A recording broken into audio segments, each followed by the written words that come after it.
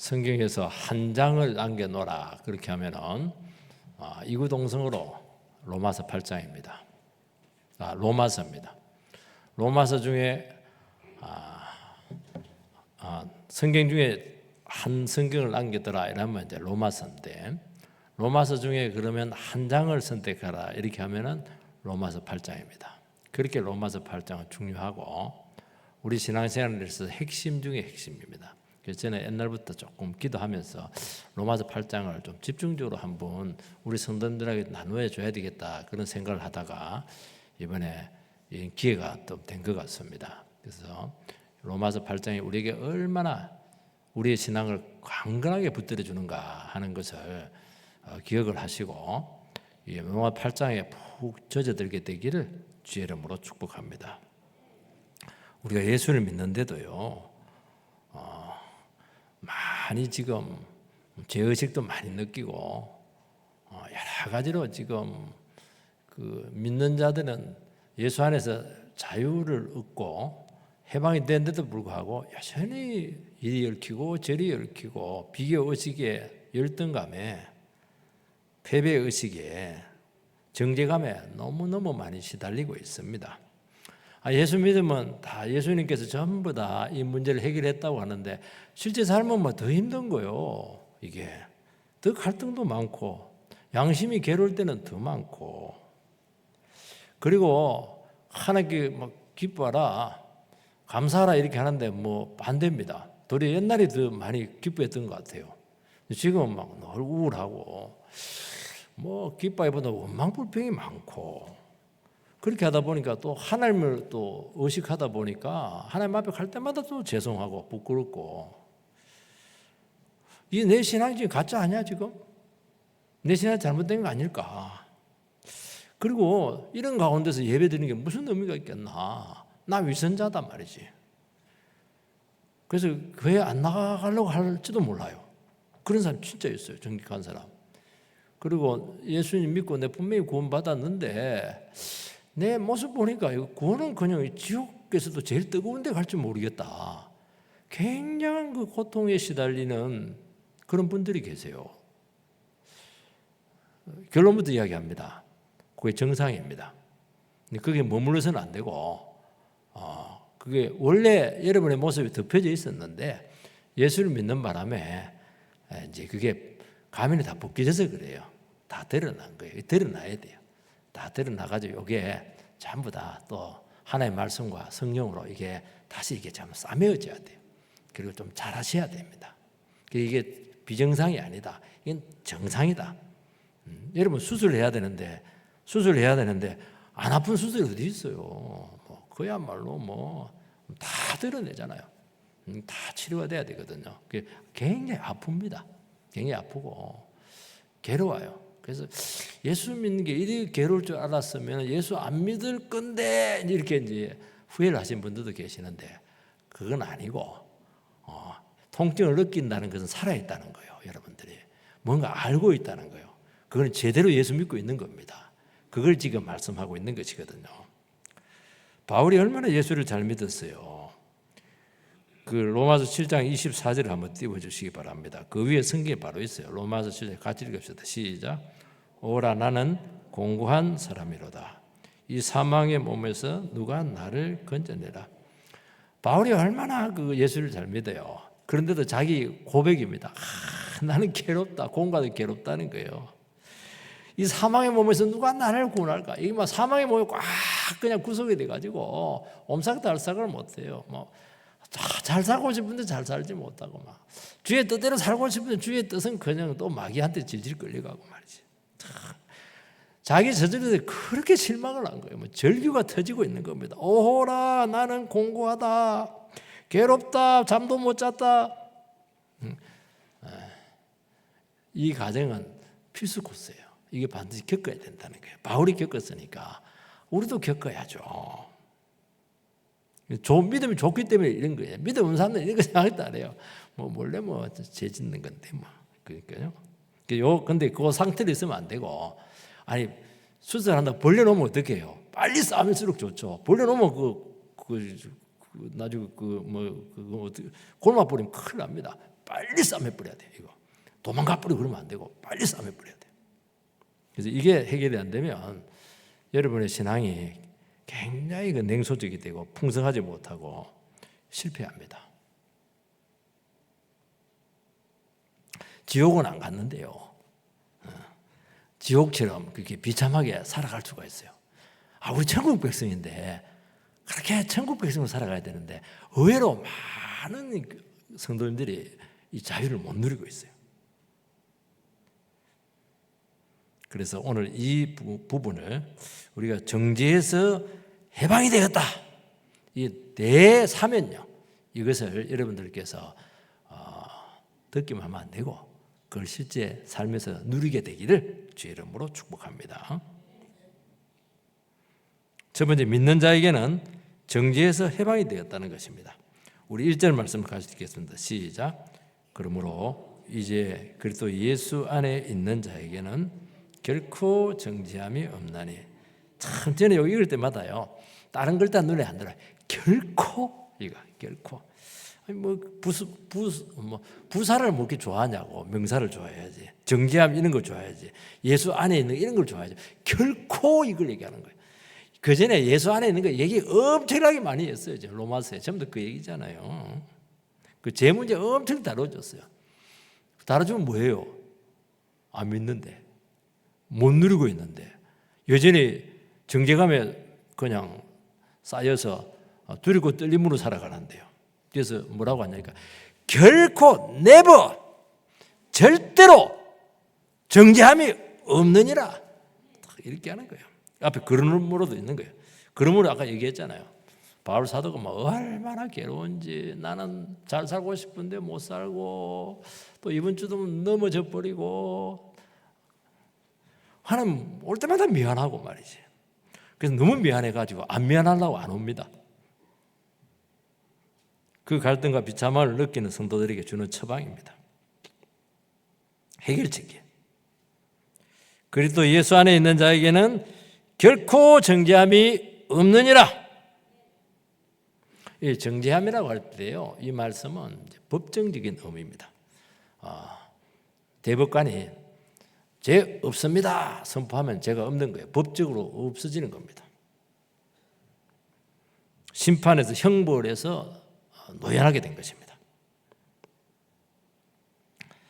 예수 믿는 신자들에게 있어서 재판장은 대법관 되시는 하나님이십니다. 하나님께서 우리는 다 기소되어 있어요. 우리는 다 죄인이기 때문에 원래는 유죄 판결을 받아야 됩니다. 그런데 하나님께서는 예수 그리스도의 보혈의 피에 근거해서 너희들은 무죄다 그렇게 선포를 해주셨어요.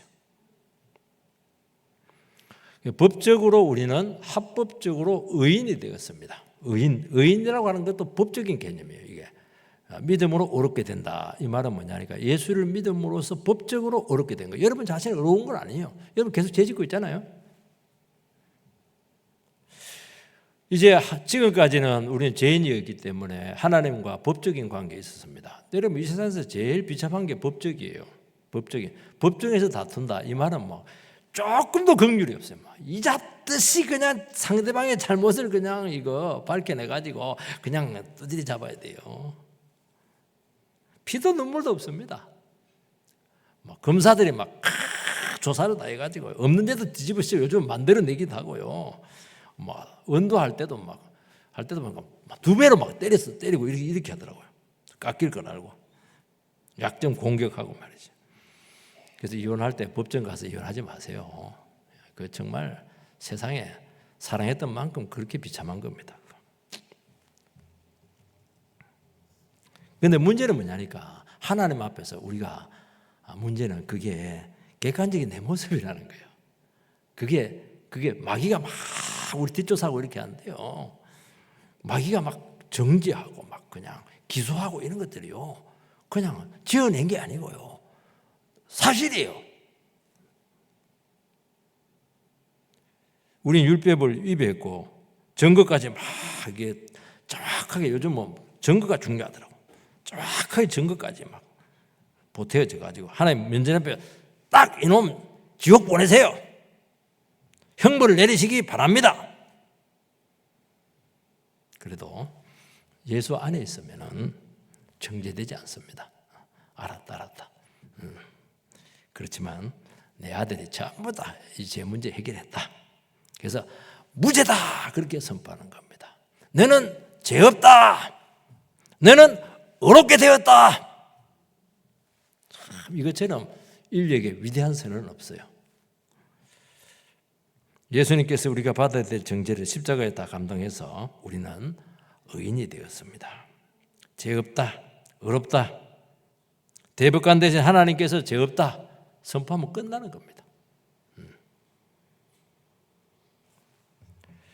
우리 죄 지을 수 있습니다. 그렇지만은 법적으로는 절대로 죄인 신분으로 되지 않습니다. 어느 누구도 우리 감옥에 집어넣을 수 없어요. 우리도 죄 지으면서 옛날 죄도 생각나기도 하고 지금도 죄 짓기도 하고 또 어떨 때는 회개하기 싫어요. 그만하지 마 이런데 끝까지 그만하고 싶어. 그래서 끝까지 하나님 앞에서 그냥 교만하게 들이받고 이렇게 해요. 그래도 지옥 안 갑니다, 여러분. 구원 안 취소돼요. 그런데 괴로워. 그래서 빨리 마음을 낮추는 게 좋을 걸. 이게 이제 하나님께서 얘기하는 겁니다. 그렇지만 절대로 하나님 우리를 구원 없다 그렇게 하지 않습니다. 그래서 예수 안에 있는 자에게는 결코 정죄함이 없다고 선포하고 있습니다. 문제는 우리의 느낌이에요. 우리가 실제 살아가는 경험입니다. 이게 자꾸 우리를 속이는 거예요. 그리고 사탄 마귀가 끊임없이 우리를 향해서 찔러댑니다. 막 찌릅니다. 내 과거 다 알고 있다. 너 그때 나랑 같이 놀면서 그 못된 짓 그거 너 어떻게 그렇게 가정스럽냐. 너 교회 다니지만 가짜야. 내 진짜 모습 다 알고 있는데 네가 무슨 신자라고 그렇게 말하는 거니. 얼마나 많은 죄를 지었고 지금도 저지르고 있는데 그 목사님 알면 너 같은 걸 어떻게 집사라고 그래. 어떻게 권사라고 할 수가 있어. 그런데 문제는 이렇게 이제 고발하고 정죄를 할 때 이것들이 거짓말이 아니에요. 이게 객관적인 사실이에요. 내 모습이. 그래서 양심이 그렇게 찔리는 거예요. 그리고 신앙이 한순간에 팍 무너집니다. 왜냐하면 내 양심과 객관적인 또 사실과 이 모든 것이 같기 때문에 이것을 부인하기는 참 어렵습니다. 그걸 알고 있는 거예요. 그래서 오늘 보면은요, 우리 괴로울 때 로마서 그 뒷부분 보면은요, 14절부터인가 25절 보면 잘 읽어보시기 바랍니다. 얼마나 괴로워한지 몰라요, 이 사람이. 내가 원하는 것은 15절에 보면 행하지 아니하고 미워하는 것은 행하고 말이죠. 18절에 내 육신에 선한 것이 거하지 아니하는 줄을 안다. 원함은 내게 있으나 선한 것을 행하지 않는도다.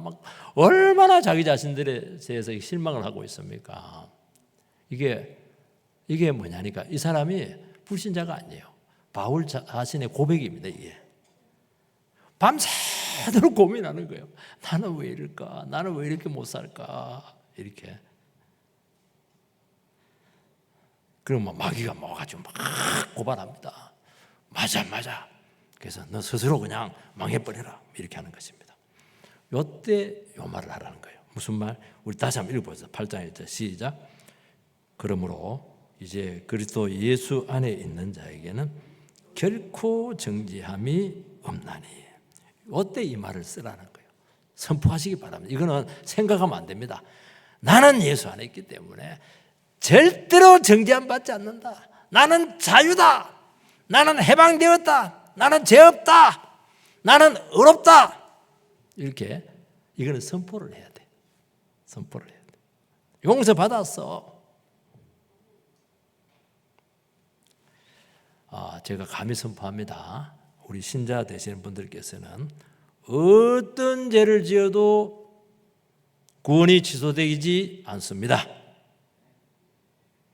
왜냐하면 예수님께서 십자가에서 우리의 모든 죄값을 다 지불했습니다.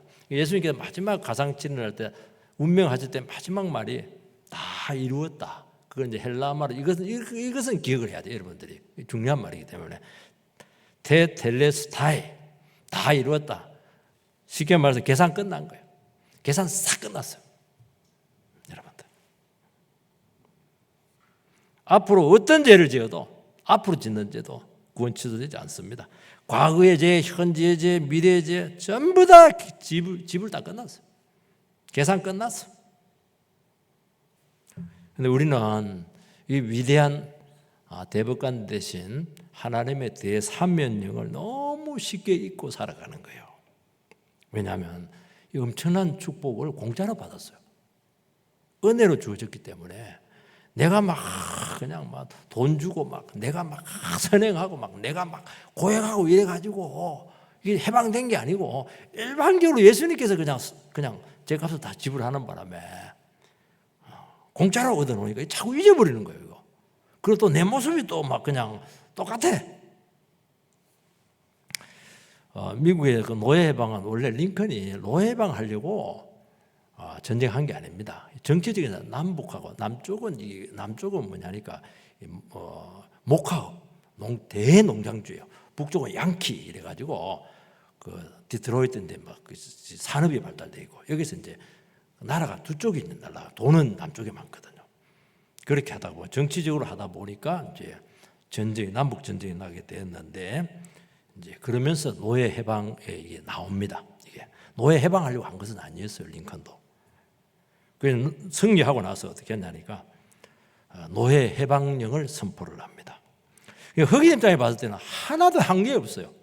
자기들 노예였었고 특히 그 패배한 남쪽 목화 대농장주의 그 노예들이었습니다. 흑인 노예들. 갑자기 그냥 자유가 찾아와 버렸어요. 그 어떻게 그걸 받아들일 수가 있겠어요? 자기들이 막 북쪽 편에 들어가 가지고 막 전쟁을 하고 피 흘리고 싸웠으면 괜찮아요. 하나도 안 없어요. 그리고 도리어 남쪽 대농장주의 그 노예들이었거든요. 그냥 아무 자격이 없어. 한계 없어. 그래서 이걸 못 믿습니다. 오랫동안 못 믿어요. 과거 주인 만나면 막 갑자기 막 다다다다 떨리고 말이죠. 두려워하고. 어떻게 흑인들이 가게를 들어가요? 백인들이 전부 다 가게 주인인데. 물건을 못 사. 물건을 못 사요.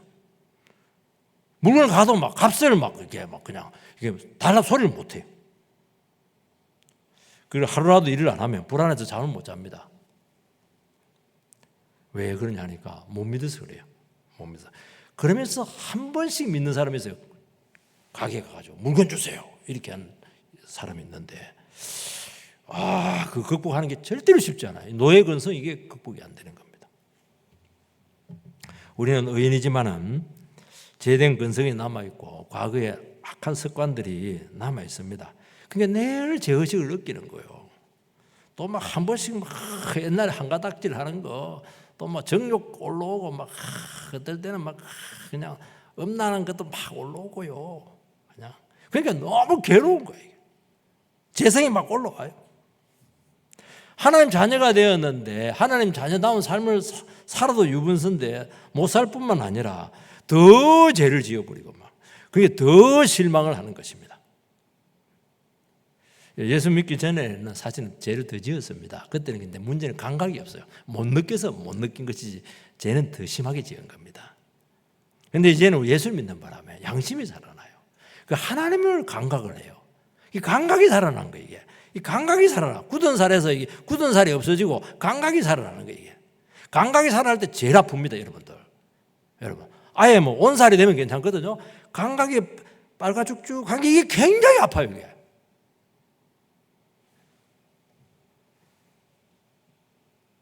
그리고 막 옛날에 뭐 죄를 즐겼죠. 막 스트레스 해소한다 이러면서 어떻게 죄 안 지고 살아?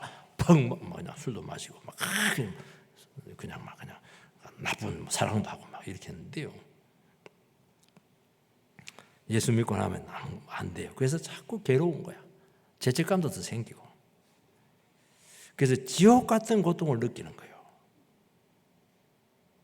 그러면서 스스로에게 실망하면서 내가 구원받은 게 아니야. 구원받은 게 아니야. 나는 지옥 가야 돼. 그래서 자꾸 구원을 확인을 해. 나 천국 간 거 맞아? 내 예수 믿는 거 맞아? 자꾸 이렇게 사람들에게 묻기도 그래서 예배 때마다 그 구원 초청하면 예수 믿는 사람 손 들고 나오세요. 이러면 막 수십 분 나와요. 지옥 갈 것 같아가지고 나 회개하지 않은 거야.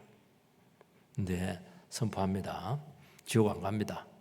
그리고 이런 질문을 한다는 것 자체가 내가 거듭난 사람이에요. 감각이 살아난 거예요. 자녀된 증거입니다. 여러분 예수 믿고 나서 상태가 더 심각해집니다. 열등감, 비교의식, 자책 많아집니다. 그래서 예수 믿기 전에 참 나 괜찮았는데 예수 믿고 나서 막 더 이상해져 버렸어요. 주눅도 잘 들고요. 옛날에 뭐 장점 말도 막 잘하고 막 물론 반뻥이지만은 막 사람들 막 좋아하고 이렇게 했는데 막 말도 안 하고 더듬게 되고 그냥 뭐 장점이라고 생각한 거 이게 나중에 보니까 이게 정말 이게 꼴불견이더라고. 얼굴이 화끈거리는 게 이게 허물이 자꾸 드러나는 거예요. 예수 믿고 나서. 그래서 그 모습을 감당할 수 없어서 아주 침체가 돼요. 자신감도 다 잃어버립니다. 옛날에는 막 자신감 하면 뭐 최영봉이죠. 뭐. 그칠 게 뭐가 있어요? 근데 이제 아무것도 못해. 자신감 다 잃어버렸어요. 그런데 이 정상이 정상이다 그렇게 말씀하고 있습니다. 그러면 그 정상이지만 그대로 두면 안 돼요. 그건 잘못된 거니까. 그 허물과 드러난 죄성과 싸워서 거룩해져야 되는 거예요. 그래서 정죄감이 생기고 죄책감이 생기면 선포하시기 바랍니다. 이거 출발이에요. 그래도 예수 안에 있는 자에게는 결코 정죄함이 없느니라. 그러면 돼요. 근데 우리는 자꾸 내 느낌, 내 경험, 내 판단에 내 자신을 맡기거든요. 그게 점점 상태가 나빠지는 것입니다. 주님이 구원하고 죄에서 해방하셨다. 그거 믿고 계속 확인하시고 선포하시기 바랍니다. 문제는 뭐냐니까 우리는 여전히 의인이 되었지만 여전히 죄로 자주 넘어진다는 것입니다. 그런데 죄로 넘어지더라도 믿기 전에 죄 짓는 것하고 믿고 난 후에 죄 짓는 것은 완전히 달라요. 믿기 전에 죄 짓는 것은 지옥 가는 것이고 국법을 어긴 이거는 용서받을 수 없는 죄입니다. 믿고 난 후에 죄 짓는 것은 하나님 앞에서 부끄러운 짓을 한 거예요. 이게 수치스러운 일을 한 거예요. 왜냐하면 예수 믿기 전에 법적인 관계를 했잖아요.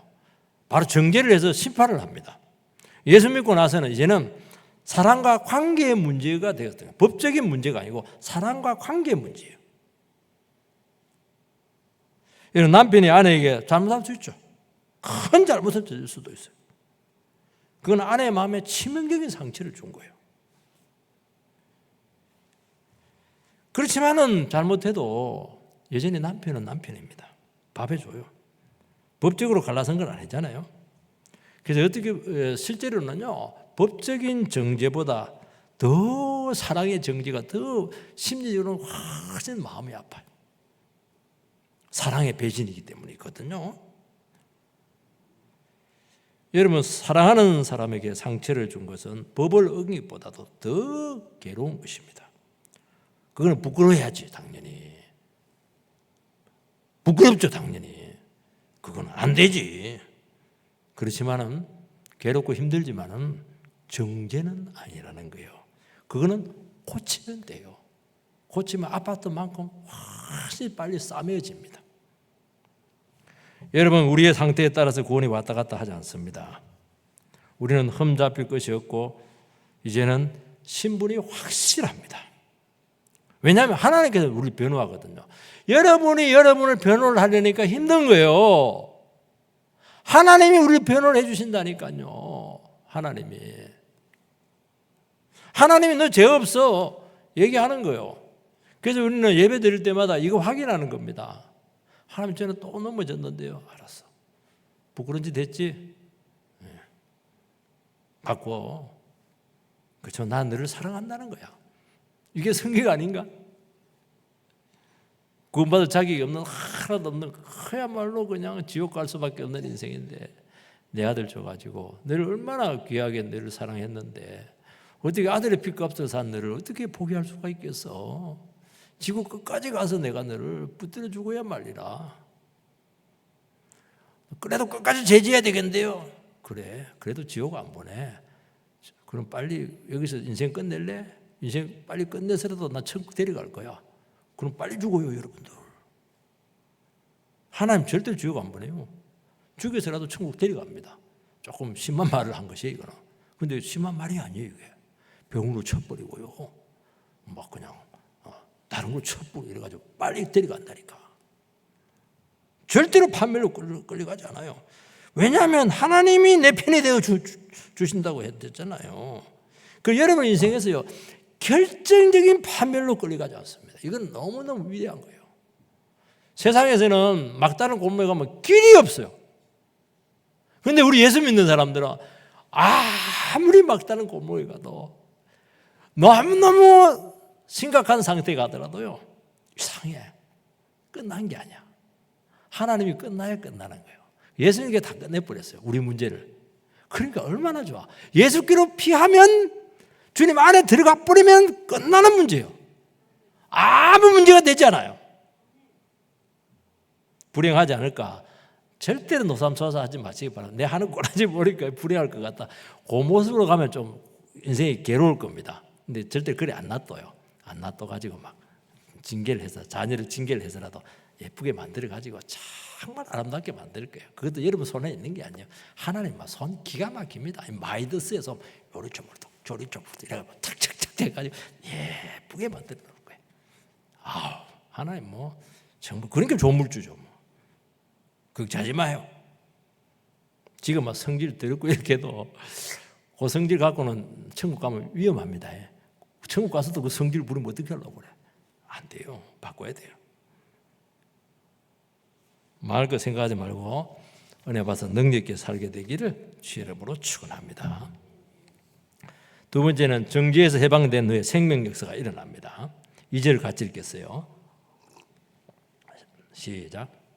이는 그리스도 예수 안에 있는 생명의 성령의 법이 죄와 사망의 법에서 너를 해방하여 쏩니다. 아까 1절은 법적인 관계라고 했죠. 법적인 정죄에서 놓여놨다는 것입니다. 2절은 실제적인 죄 권세에서 놓여난 거예요. 내면적인 타락의 문제를, 실제적인 타락의 문제를 해결을 할 수 있게 되었다는 것입니다. 두 가지 이제 대립되는 법이 나타나는데, 하나는 생명과 성령의 법이고 또 하나는 죄와 사망의 법입니다. 예수 그리스도 안에서 생명을 누리는 법이 사망의 법에서 우리를 해방시켰다고 선포하고 있습니다. 우리가 주님 안에 있으면은 형벌이 있을 수가 없어요. 예수가 다 가져갔기 때문이에요. 예수 믿기 전의 죄와 예수 믿기 전에는 죄와 사망의 법이 지배를 했어요.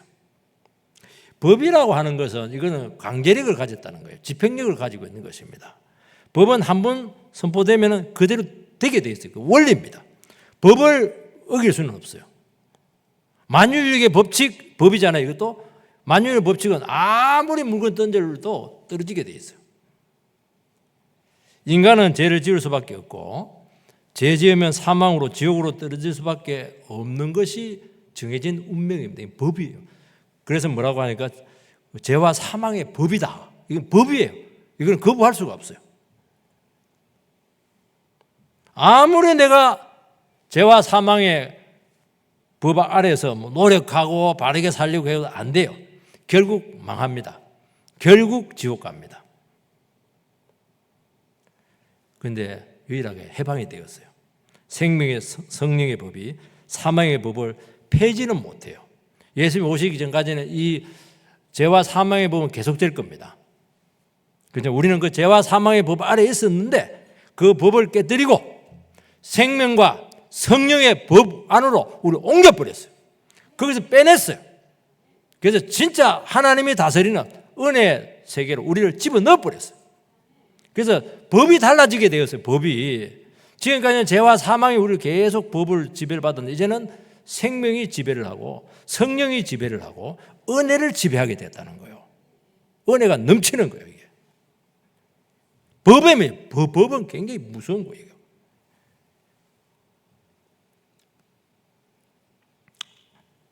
여러분, 사망의 법이, 죄의 법이 아무리 강해도 예수 안에 있는 사람은 그 영향권에서 완전히 벗어났습니다.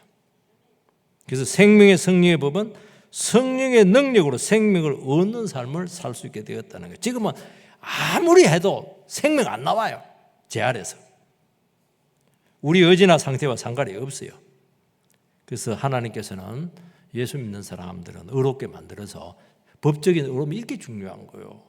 우리가 법적으로 들으면요, 하나님 못 들어와요. 그냥 성령이 삼위되신 하나님을 우리 안에다가 줘 버렸잖아요. 그래서 성령 받아라. 성령 받으시기 바랍니다. 그래서 정죄에서 벗어나게 된 거예요. 그러면서 말씀에 순종할 수 있게 되었습니다. 십자가 죄값 지불로 더 이상 죄가 우리를 지배하지 못한다는 것입니다. 주님께서 제 안에 있는 인생을 구출해서 주님 안으로 데리고 오셨던 것입니다.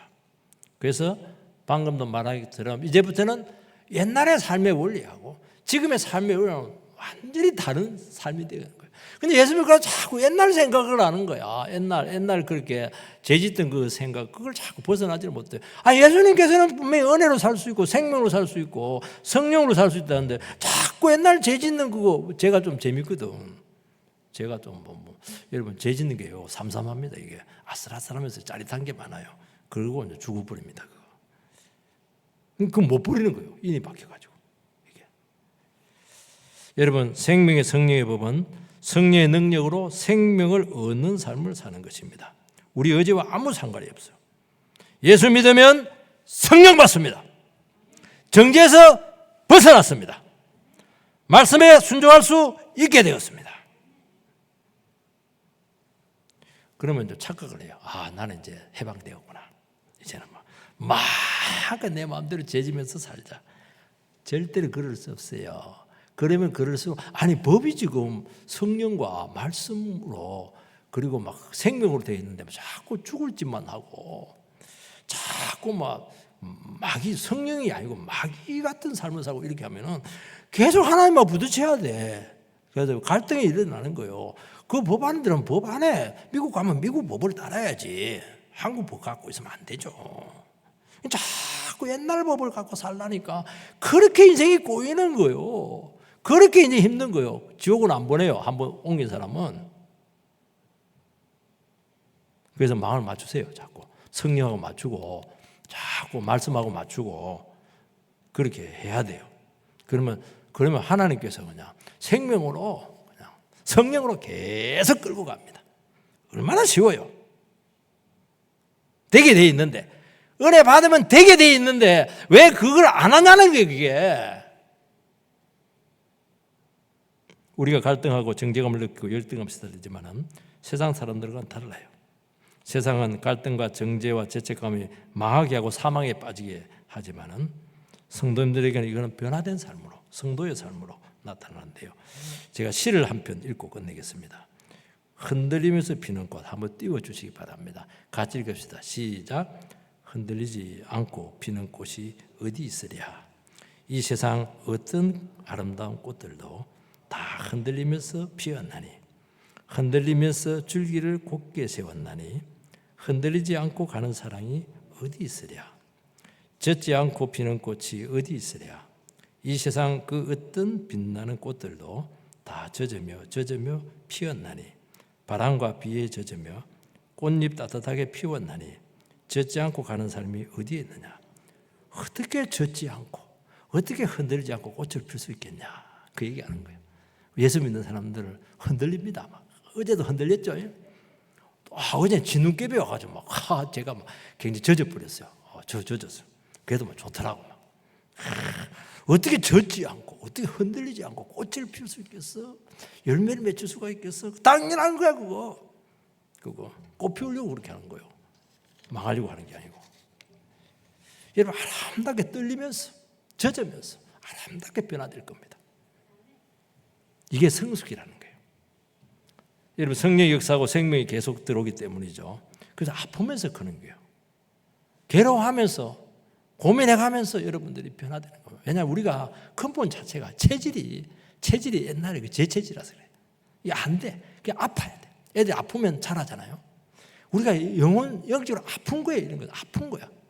감기가 심하게 더 얼었어. 고쳐야 돼요.